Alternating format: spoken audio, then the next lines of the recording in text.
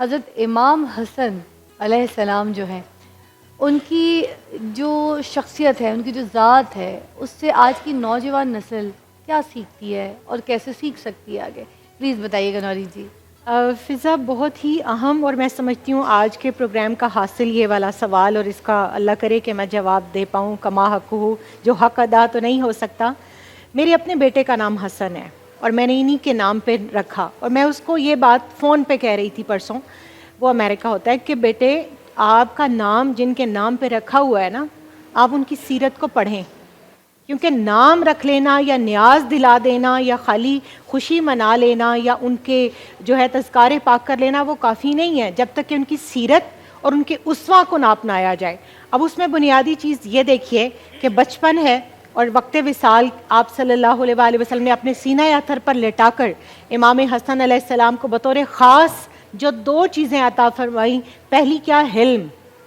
Patience, جو کہ ہماری سوسائٹی میں ناپید ہے، خبر تو ہے ہی نہیں، اور خاص طور پہ نوجوان نسل میں۔ اور قربان جائیے امام حسن علیہ السلام کے کہ بچپن ہے، اور سورہ دہر کی آیات اس کے اوپر دلیل ہیں کہ قرآن کریم میں اللہ رب الکریم نے ارشاد فرمایا وَيُطْعِمُونَ الطَّعَامَ عَلَىٰ حُبِّهِ مِسْكِينًا وَيَتِيمًا وَأَسِيرًا، بہت چھوٹے ہیں اور آپ بیمار ہوئے تو سیدہ فاطمہ الزہرا سلام اللہ علیہا اور مولا کائنات شیر خدا کرم اللہ وجہ الکریم نے منت مانی کہ اللہ تعالیٰ ہمارے بچوں کو تندرستی دے، صحت دے، تو ہم 3 روزے لگاتار شکرانے کے طور پر رکھیں گے۔ اب آپ نے روزے رکھے تو 7 بچوں نے روزے رکھے ہیں، حالانکہ بچے بہت چھوٹے ہیں، بچوں پر روزہ تو فرض بھی نہیں، اور پھر یہ تو فرض روزے نہیں، یہ تو منت کے روزے ہیں، جنہوں نے منت مانی ہے روزے تو انہوں نے رکھنے تھے۔ مگر قربان جائیے آپ کا نام جب آتا ہے نا تو میں سیدہ فضا کو یاد کرتی ہوں کہ حضرت فضا سلام اللہ علیہا جو کنیز فاطمہ الزہرا سلام اللہ علیہا، انہوں نے بھی روزہ رکھا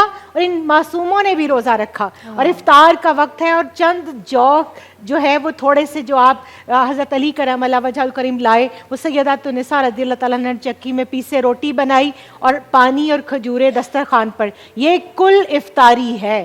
جو آپ کے دسترخوان پر ہے۔ اور اتنے میں قرآن کہتا ہے دروازے پر صدا آتی ہے، ایک یتیم کہتا ہے میں یتیم ہوں، بھوکا ہوں، کوئی ہے جو مجھے اللہ واسطے کھانا کھلائے گا؟ اور وہ سارا دسترخوان کا کھانا اٹھا کر، سارا کتنا تھا؟ چند روٹی کے ٹکڑے،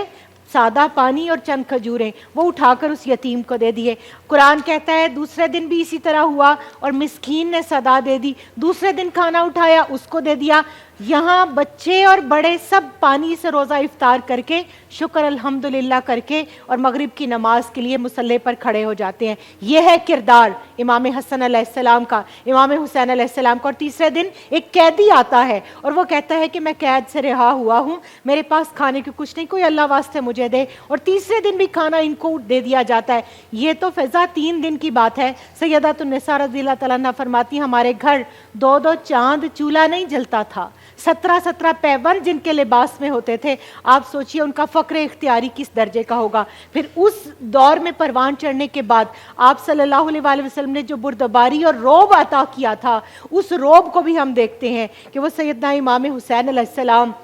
جب وقت وصال جب ان کو زہر دیا گیا تو آپ نے بار بار پوچھا کہ اے میرے بھائی، آپ کو جس نے زہر دیا آپ کو اس کا نام پتہ ہے تو آپ بتائیے، اور آپ نے کہا کہ اگر حسین وہی ہوا جس نے مجھے زہر دیا تو اللہ منتقم حقیقی ہے، وہ انتقام لینے والا ہے، میں اس پر یہ بدلہ چھوڑتا ہوں، بلکہ میں اس دن کا انتظار کرتا ہوں کہ جب بروز حشر میں بھی اللہ کے سامنے کھڑا ہوں اور میرا قاتل بھی اللہ کے سامنے کھڑا ہو اور اللہ تعالیٰ اس کو بخش دے اور وہ بھی جنت میں چلا جائے۔ یہ ہے پیشنس، یہ ہے حلم، یہ ہے بردباری۔ اور پھر آپ نے وہ نام نہیں ڈسکلوز کیا، حالانکہ آپ جانتے تھے اپنے قاتل کا نام۔ پھر 25 حج جنہوں نے پا پیادہ کیے، سواریاں موجود تھیں،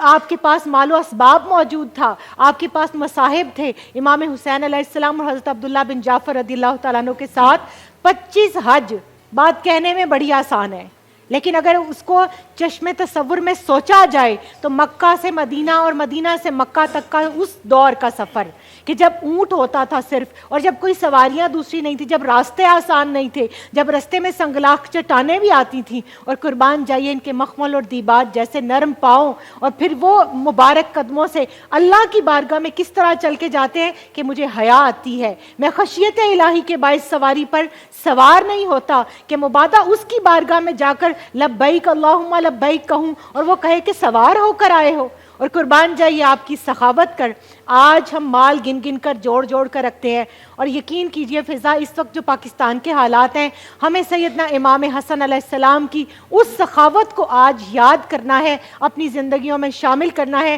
جو آپ نے سخی کی تعریف بتائی. ایک سائل آپ کے پاس آیا اور آپ نے اس کو اس کی ضرورت سے 2 گنا عطا کیا.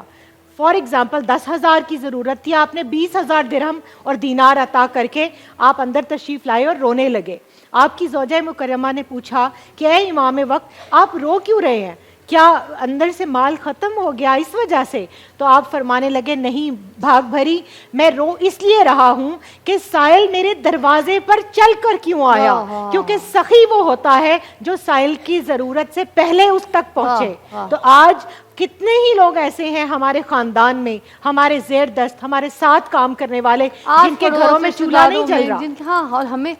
ہم سے اس کا سوال کیا جائے گا. بالکل ایسا. اچھا، ہم اللہ بخشے میری امی نے تو مجھے یہی بتایا تھا کہ جن جن لوگوں کو آپ جانتی ہیں جو آپ کی نظر میں ہیں، آپ سے ان سب کا پوچھا جائے گا کہ وہ کیسے ہیں. اگر وہ برے حال میں تھے اور کوئی ان کے اوپر ایسا برا وقت آ گیا تو آپ سے بیٹا پوچھا جائے گا کہ وہ کیسے ہیں. حدیث قدسی کے مطابق اللہ تعالیٰ خود پوچھے گا کہ اے میرے بندے بتا، میں بیمار تھا تو نے میری عیادت کیوں نہیں کی؟ بندہ کہے گا باری تعالیٰ تو اس طرح کی عوارض سے پاک ہے، تو سبحان ہے. اللہ کہے گا میرا فلاں بندہ بیمار تھا، وہ بھوکا تھا، وہ پیاسا تھا، جب تو اس کی مدد کو نہیں پہنچا میں نے تجھے وہاں نہیں پایا، تو اس کا مطلب ہے کہ تو میری مدد کو اور میری بیمار پرسی کو نہیں آیا.